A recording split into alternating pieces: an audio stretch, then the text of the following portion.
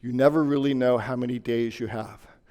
Life is meant to be lived in joy, not in pain and not in misery. Life is meant, and Micah Gugliero talked about it yesterday to our group, and he'll probably mention it again today, like living a life by design.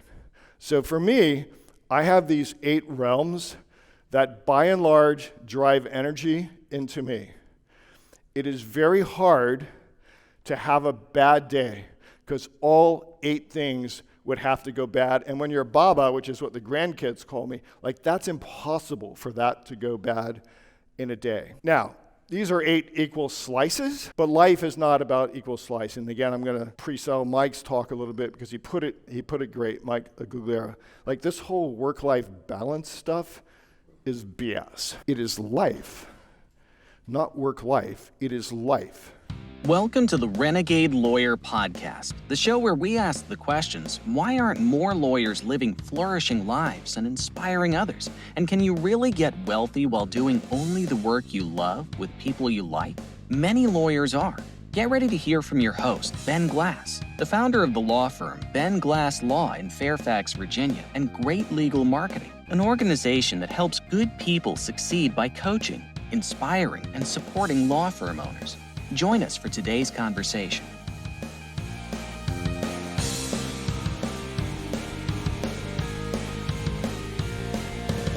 One of the things that is our habit at Ben Glass Law and Great Legal Marketing is we start every meeting with a round of good news. So I'm going to share I'm not going to say, would you like me to share some good news? I'm going to share some good news. So some things here. So Sandy and I, 42 years of marriage this year. One of my daughters, Emma just graduated from Virginia Tech. She works for a cancer institute up in Northern Virginia. A couple years ago, she saw that picture in the upper right. She goes, Dad, I just want you to know that sometimes really hot women, we just like to date normal-looking guys. 40 years in practice, 40 years in practice, 20 years as a business owner. When I started, I knew nothing. Today, we've got a pretty robust organization. I'll show you a little bit more about it. Not that it's about me, but it is about the possibility of what you can get to. And many of you have bigger, even more robust firms than we do. Brian and I have built and are building a firm that is perfect for our life because our life is not just about being lawyers. So many of you know, we have 9 kids. So this year, 2 people at the beach. We have 7 grandkids. I'll show you that picture in a second.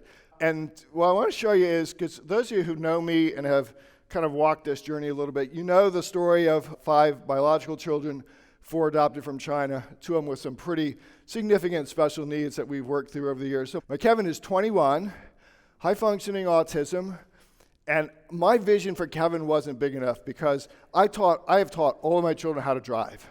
For those of you who are younger and have not gotten to the stage where you're teaching a young teenager how to drive, like that's the scariest part of parenting ever. Like sitting in the passenger seat while you're driving. Well, it's even scary, and I wasn't really good with teaching Kevin, and my vision wasn't big enough.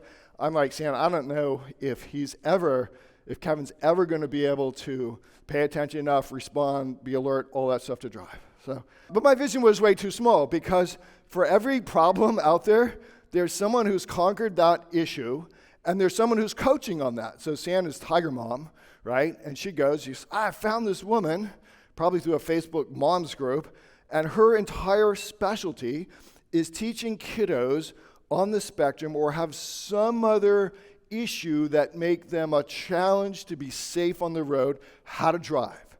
I'm like, I will pay her anything. Of course, she's vastly underpriced for the value that she brings to us. And today, Kevin has his driver's license. He drives to and from work. Yeah, he can put gas in the car. It was so funny. A couple of days after he was fully licensed, he's like, you know what? I think we're out of root beer, and I'm going to go get some. We're like, what? Like, yeah, I'm going to go to Trader Joe's and get some root beer. Like, do you know how? He goes, yeah, I know how. So my vision wasn't big enough. My other daughter, who you have followed her journey, Leah, at one point in our lives, every expert, so Leah was 11 years old when she was adopted from China, suffered from PTSD and just a really hard early life. And at one point, every expert that we consulted with, because we had a huge mental health and therapy team, said that the only solution for Leah was to send her off to residential care someplace else. And Tiger Mom said, that ain't gonna work. We did that. And God brought a woman into our life who was an equine therapist. And in the very beginning, Leah would simply sit with a horse. I mean, it was hard. Like, we would take her to mental health professionals and she would run away. And it was really dark and hard. And I've told in the past, we went to an event, Sandy and I went to an event down in Nashville, Tennessee. And because I thought it was totally hopeless. Again, my vision wasn't big enough. We were in a room with 200, 250 parents just like us who are having the same challenges, and that changed our lives. So today, Leah, she's the lead dog groomer and the manager of a startup dog salon in Northern Virginia. She makes a lot of money. She's really good. She's a dog whisperer. If you're ever in Northern Virginia, you need your dog groomed, reach out to me. And the conversations we have now, so she'll call me, and she'll go, Dad, and it used to be like, Dad, there's something really bad going on. She said, Dad, I have this issue with an employee. And this thing happened, and the customer said this, the employee said this, so what do I do about it? So Chad was telling me his daughter calls, and it says she's got her own little business. Calls Ask Business Coach. So that's really cool for us. And, we're getting there. Grandchildren multiply faster than your own, so we've got 7. Now, this thing is really cool because we're at the beach. Every 3 years we get this nice giant house. Everybody pitches in. That's not really a vacation for me, and Baba. Okay, get it? Because Baba's like, hey, don't worry if your baby wakes up at 6:30 in the morning. Bring him into my room. I'll take him on a walk. Like, that's a trip. We love him. That's a trip. But here's what you get to do when you're the grandparents is, you get to show up at their sport events. You don't have to coach. You don't have to line the field. You don't have to do any of that stuff. You can even show up late if you want. But then when you're at the beach and the ice cream man comes, you go, guys, ice cream man's out there. Whatever you want. Boom. And so that was the 5 older ones, happy face because Baba was taking us out before dinner to get whatever ice cream we wanted. Now, no more humans added to the Glass family this year. But Sandy and I have got a pretty good summer. We got a rhythm. We got a nice deck in the backyard. I got a CrossFit, come back, have my coffee, journal, and we have like maybe a couple of weeks of that. It's like, this is awesome. It's warm. And one day we sit down and she takes out her phone. She shows me, she goes, what would you think if we trained a service dog? I looked at her. I said, same thing I said when she first brought up the adoption story. I said, you are like, okay, we'll do that. Okay, so Latte is with us for a year. Latte will be trained by us at the first level, and then he will leave us and to go to second level training eventually. He'll be a service dog to a child probably on the autism spectrum. So we go to class on Tuesday nights, and now we do field trips. So while we were here, got some pictures of Latte. First field trip, I think, was like the PetSmart or something. So they get used to being in all sorts of different environments. So the Glass family household got a little bit quieter just for a little bit. And Latte is still a puppy. Like, he's really smart, but he's just a puppy. This is my space. I know it's weird to be a sports official. Like, I get it. I finished my 49th year of refereeing, did a state quarterfinal game, and my 3 teammates, none of them were born when I had started refereeing. And it is the weirdest thing. The other day, I was just having a series of a couple of days that weren't totally energetic. And you'd think like the last thing in the world that would solve that is going out on a field to run 3 to 4 to 5 miles and get yelled at by people. But that is my space. It's a little hard to understand. I get it. We started or relaunched 3 podcasts this year. So Renegade Lawyer, many of you subscribe to. So Richard is out in the hall, Push Button Podcast. All of our interviews, I simply do the interview. He and his team are awesome. They take everything else and they turn it into gold. The other 2 ideas are neat. And if you haven't thought about this and you've got a little bit of extra time.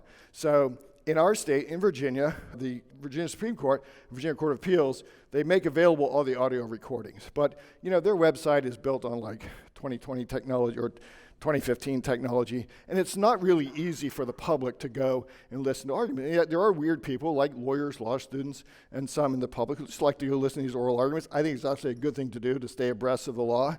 And so I just figured out a way so we download those things, feed them into a bunch of AI programs. Takes us about 15 minutes to produce the cleaned up, all the filler words out, all the time spacing out, and filled up by AI with commercials for our law firm, right? All public domain. Put it out. If you haven't done this in your state, just might want to think about it. Really easy. I'm happy to walk you through exactly what we do. And once you do it, no one else is going to do it because they're going to already see it. We already have the Supreme Court of Nebraska oral argument website. That's a little side project. This is my big thing. I started CrossFit at 59. I'm 65 now. It's one of those things that changed my life. And so this year I got my CrossFit Level 1 certificate, which means I'm now a trainer. Not that I want to coach, but this is what I want to do. I found CrossFit at 59. Now here's marketing. Direct marketing to me through Facebook. Hey, are you over 50? Are you a former athlete? Do you want to get back in shape? Are you willing to work hard? And would you like to do it with people your own age? So very direct, targeted marketing through Facebook. I don't know how they do it, but Tiffany could probably tell you all that stuff. And so that got me into it. I am now part of that tribe. It is one of the things I talk about that has changed my life. And now I want to, as I talk about Kennedy and some other organizations, I want to take that forward. So I don't have a dream of being a coach, but I do have a dream, and I actually have a business plan of being the guy that says to my gym, look, I'll market and I'll bring in your over 50s. I'll train them in the culture, the language, the rhythm, the music, the sounds of CrossFit, and then I'll turn them over to you. Just give me all the upfront money, and you can have the membership. So this is cool. So as you know, since 1997, huge fan of Dan Kennedy. Dan and I are friends, and he's got many products. One of these is his No BS series. So the book that sells the most in Dan's series is the No BS Time Management for entrepreneurs. Many of you have seen this book. Many of you had it. A couple of months ago, Dan reached out to me and said, 4th edition is coming out. Would you like to co-author it with me? So that's cool. Quick contract negotiations, wrote chapters under a very tight deadline, and that's coming out in 2024, and all of you will own it because you'll buy it because my name's on it. All right, so here's an exercise to do for yourself, is to, and I call it the realms of my life, and I identified 8 for me, like life is meant, you know the thesis, right? Ben's thesis. One life to live, no control over who you were born to, under what circumstances you were born or when you were born. Zero control over that. Some control over endgame. Some control over endgame through your life habits, right? But you never really know how many days you have. Life is meant to be lived in joy, not in pain and not in misery.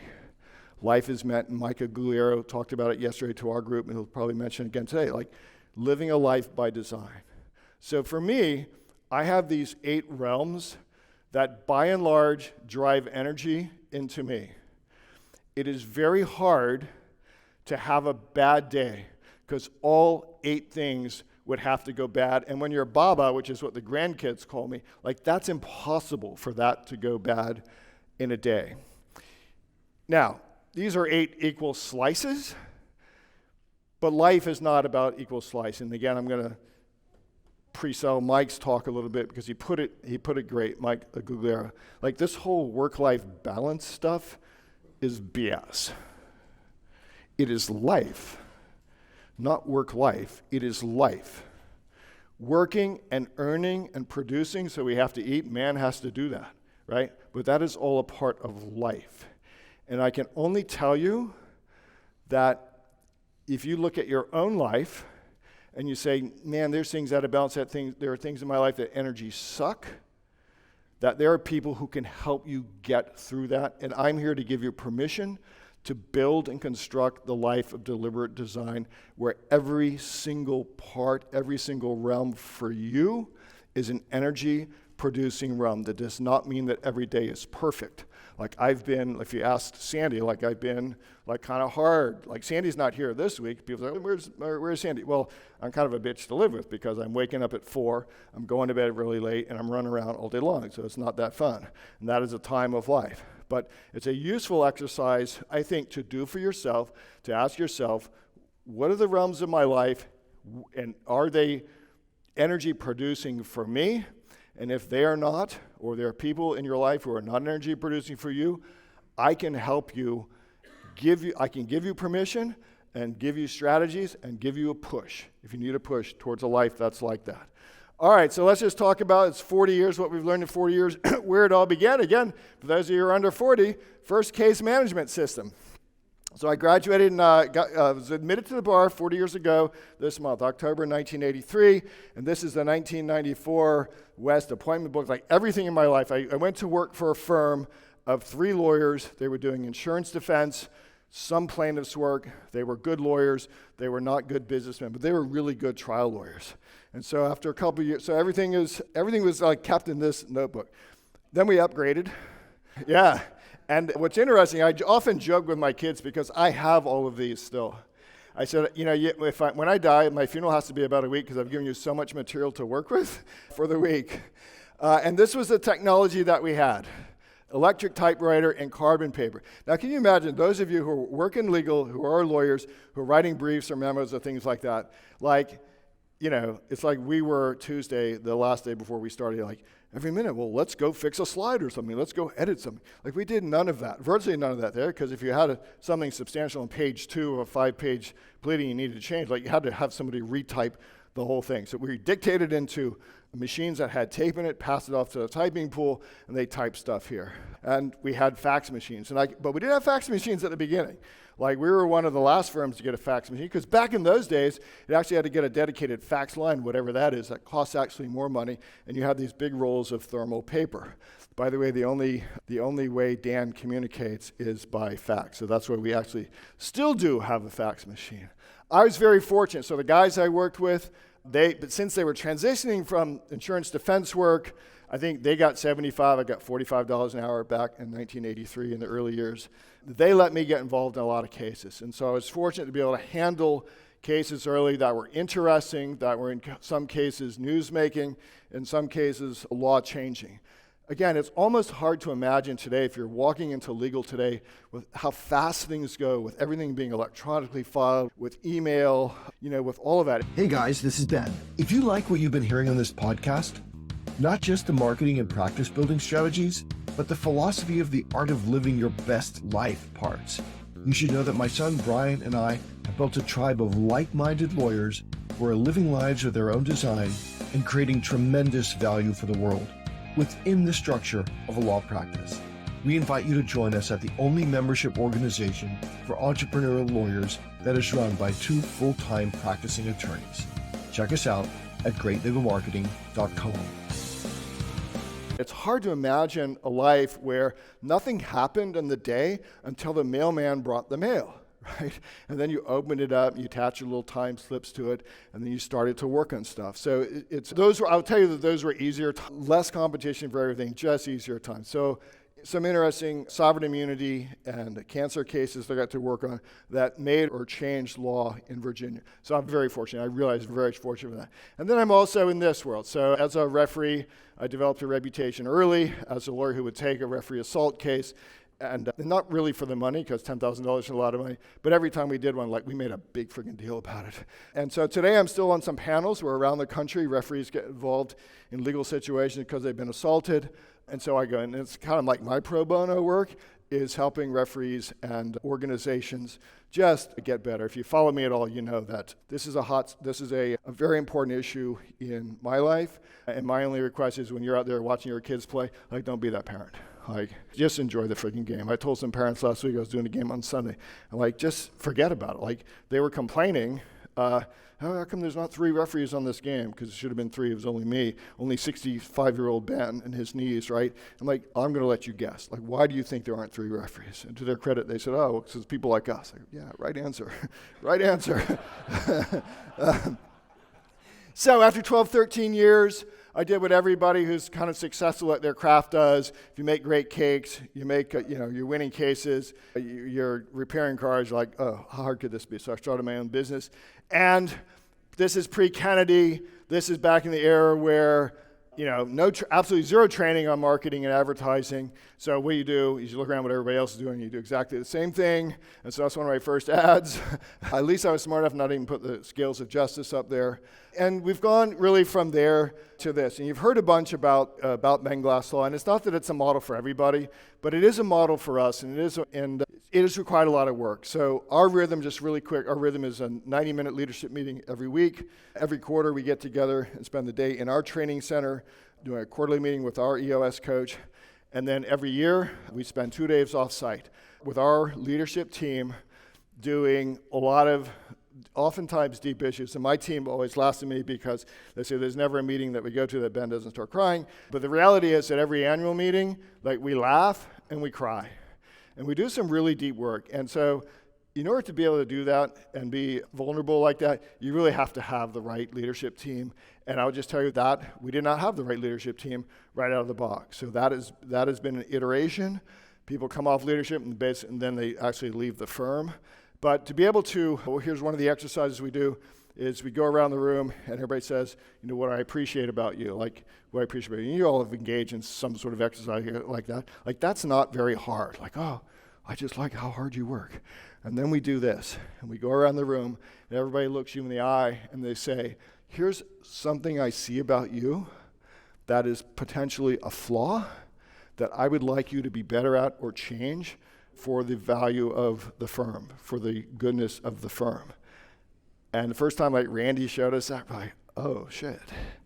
But it's deep, and when you do it with a leadership team that you fully trust, it is awesome. I mean, we are blessed. So Brian and I are blessed today with great members of our leadership team, but this is work. You can't go from dysfunctional law firm to being able to say, and Brian, as your dad, this is a flaw I see, and I would like you to get better for next year. And then what you do is you listen to those voices and you make a commitment for the next year. We come out of every annual meeting with a 5-year plan and a 3-year plan, and then we make it into a poster and we put it in our kitchen. If you visited the training center, visit our office, this is here. It's not just for us, it's not just for our leadership team, it's for every person who walks in. While I was here, Susie, my director of happiness, texted me. She goes, we had the substitute FedEx driver, and he said, I just remembered this office. 2 things. One, the owner is so friendly, referring to me.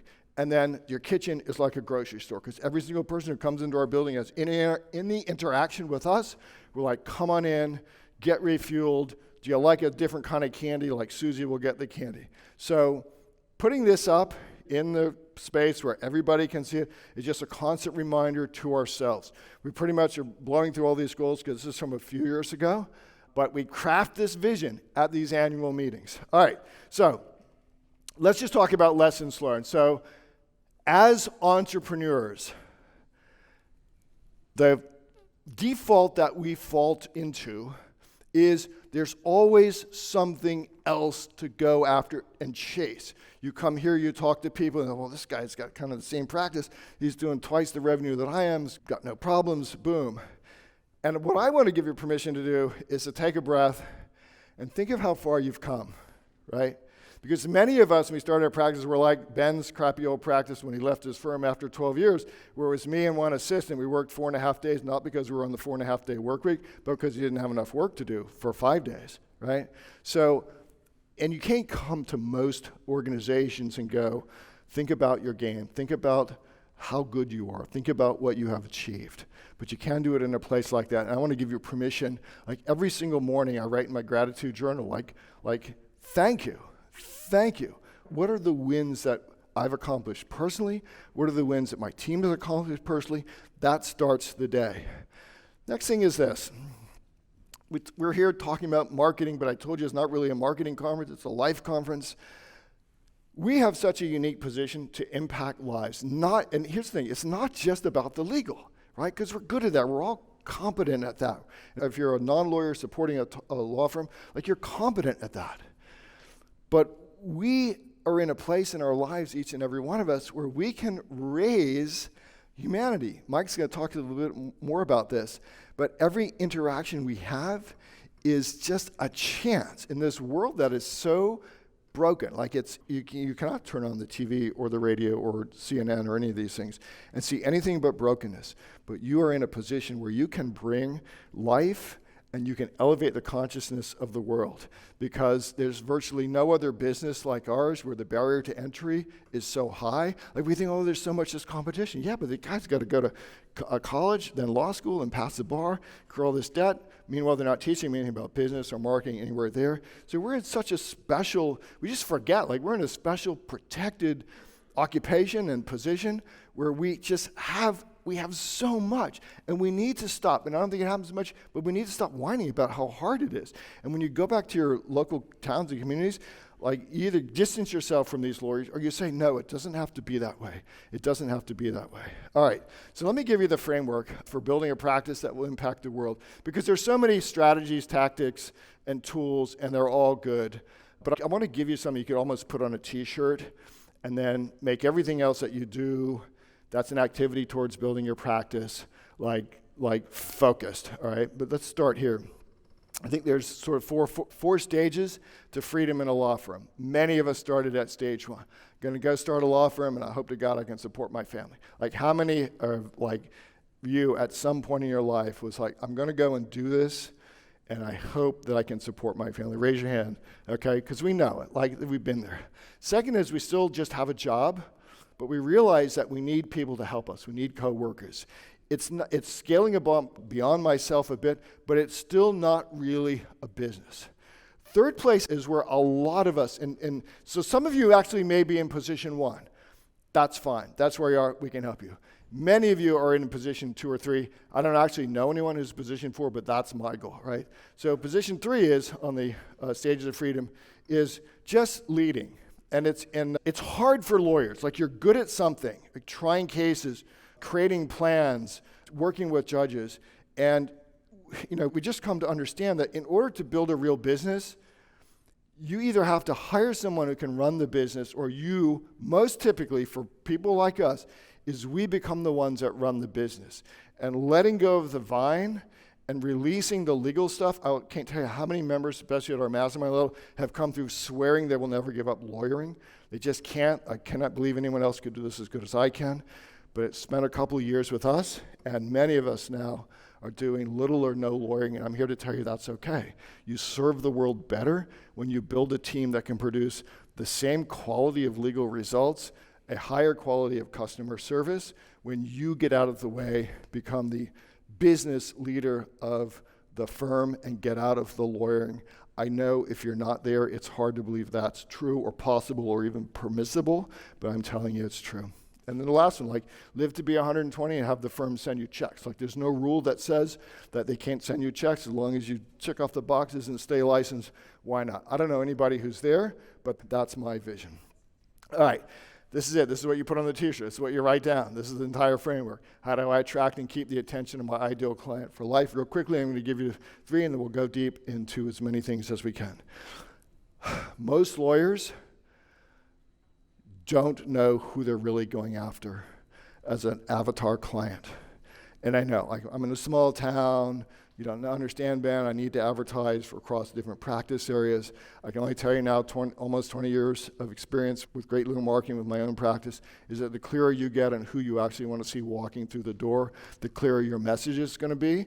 And for that person who's walking into your door, they're going to know that you are the one for them. So work and get hard at that. We'll come back to that in a second. The second is that attention is earned through media. So a lot of what we do, a lot of what we talk about, a lot of what we put on the stage is about digital marketing and advertising. That's where we started, teaching advertising to plaintiffs' personal injury lawyers. I think the real money is here. We've proven it. Brian gave you a stat, which I think is roughly 65% of our new cases come in through human media. A human being who's made a direct referral to us, and over about 75% of our money comes from human media. So my question is, if that's true for you, and you'd only know it if you actually track it well, and that's where technology can come and really help you track that, then why aren't we taking every dollar and spending 75 cents of that dollar on human media, all right? And then how do you keep attention for life, right? Because some people will default. They go, well, they just had an auto accident. I settled their case. They're better. They're out. They're out of my life. When you have humans who remember you and think that you're interesting, They will remember that forever, and there's two things that are going to impact your ability to do that. Number one is perfect processes, and second is great people. So we'll come back and talk about that in a second, but that's how you keep attention for life. Perfect processes run by great people. All right, so again, the thing on the t-shirt is, how do I attract and keep the attention of my ideal client for life? The fear that comes from you identifying the perfect client for you, who might be like a wealthy person who's been charged with some traffic offense or DUI or something, like that's who you work best with, that's who pays you the most. I'm telling you, the clearer that you make that message known to the public in your marketing, the better off you're going to be, and the better off that person who is wealthy and needs you as their lawyer is going to be. We fear prevents us from doing that. I get it. I did a few months ago, I looked at a whole bunch of GLM websites, and I was a little shocked to see, of member websites, I was a little shocked to see how many websites still had like 17 different things that they're advertising for, and all that shouts to the public is, I'm a generalist, all right? That's not us. We're not generalists, and I'm going to really encourage you to be brave enough to figure out who that perfect client is for you, and now craft messaging that just talks to that perfect client. All right, being an influencer is just so important. Ads disappear. You get somebody who knows you, likes you, and trusts you, and then you stay in their life through interesting content, interaction, whatever, interesting service to the community. That doesn't go away unless they move out of your area or die, all right? Influence comes with trust built in. So when I was at Funnel Hacking Live a few weeks ago, and I met the young lady I told you about who's got 175,000 followers on LinkedIn, and she was kind of wondering like what she should do next. I said, I know the guy who can build the technology that you need, and I walked her down to my friend Jason, and like they're now doing business together. She didn't have to go research. She trusted me from our short conversation because I'm a very trustworthy guy, I guess. And I like Jason. I was enthusiastically recommending Jason to her. And you know what? She's going to tell somebody else about Jason. And so human beings expand your influence geometrically where ads really never will. And again, you find anecdotally, you probably would all say, yes, my best clients come from referrals.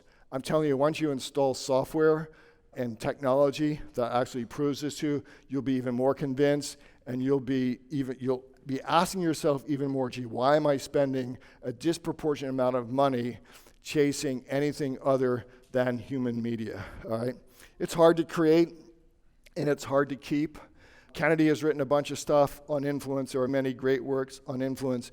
Influence is not about talking about yourself. Influence is about being an interesting person. And I'll show you some ideas here. So this is how I do it, right? And again, everybody has a superpower. My superpower is I'm here on earth to inspire you, all right? I'm here on earth to inspire others. It is actually both a superpower and a crutch, because my team will tell you, like, every person I think I can make into a superstar, and I think I can get to not just like level 2, but level 10, and that's objectively not true. But here's how I do it. Number one, being the most curious person in the world. I gave you the question yesterday, what's your superpower?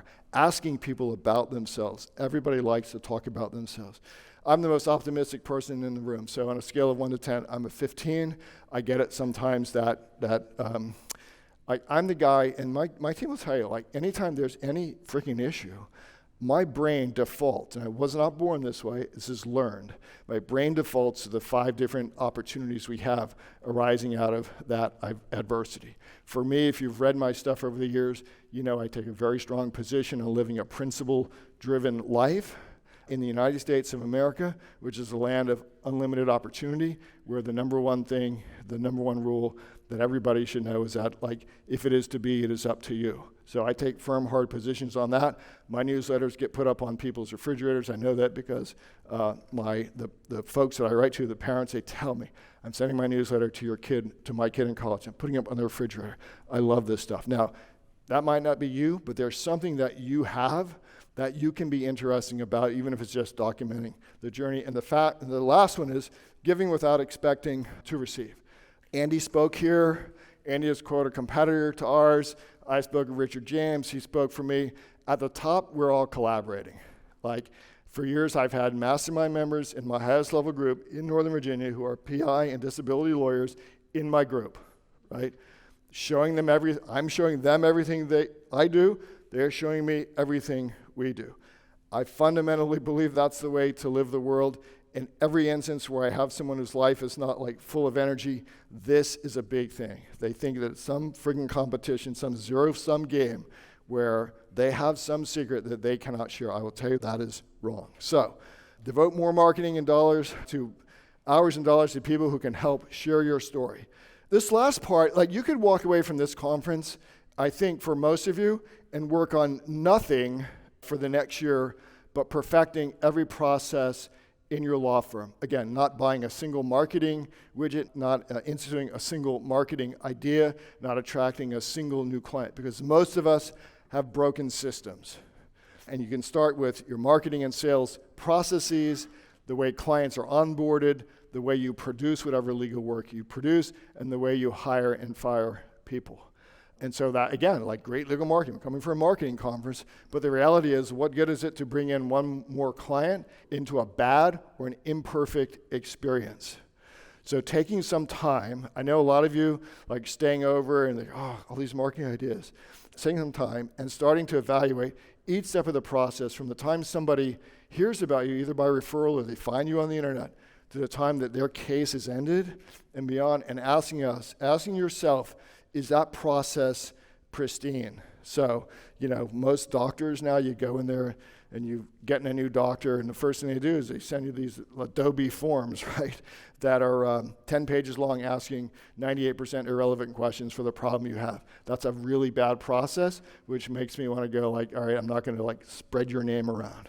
So you could spend really the next year just working on this and perfecting this, and then going out and getting the superstars, right?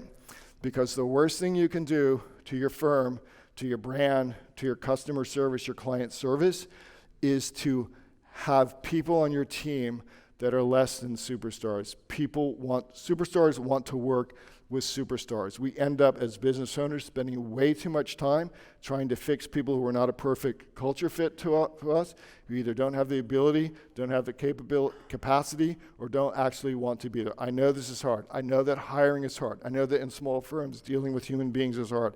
I can only tell you that every single time that we have separated ourselves from someone who was not a superstar, we stressed over it and we took too long, and once it was done, we moved forward. Let me just remind you of this, is that, and it's only in places like this room that you can say that, especially for law firm owners, you're the heroes. You're not only representing clients, that's a given, and it's a given that you are good lawyers. You're business owners. You're generating commerce for a community. You are oftentimes the first one in the office, the last one to leave. You're the one whose name is on all of the leases or the mortgages or whatever. The world needs more of us. And the world needs us to take a stand and say, yes, this is the land of opportunity. Stop whining and give yourself credit for what you have accomplished. Again, the gain, not the gap. All right? We talk about marketing. There's 100 marketing tools. Get your life right. I'm here to help you. I will talk to anybody about this. My team knows I spend lots of time talking to people who I think will go forward and do something with their own lives, especially my clients. Many of my clients, no one has ever spoken to them like this before. They're not going to be able to work, and our first discussion is, what's the next step? What are we going to do next? You are the light of the world because you're an entrepreneur, because you're a business owner, and you're in this really special position that you are a lawyer, all right? Don't ever let anyone tell you that this is not the best occupation, the best avocation in the world. I truly believe that it is, and I want to help you to whatever extent I can help you to just keep improving on your own life through the vehicle of the law firm. If you like what you just heard on the Renegade Lawyer Podcast, you may be a perfect fit for the great legal marketing community.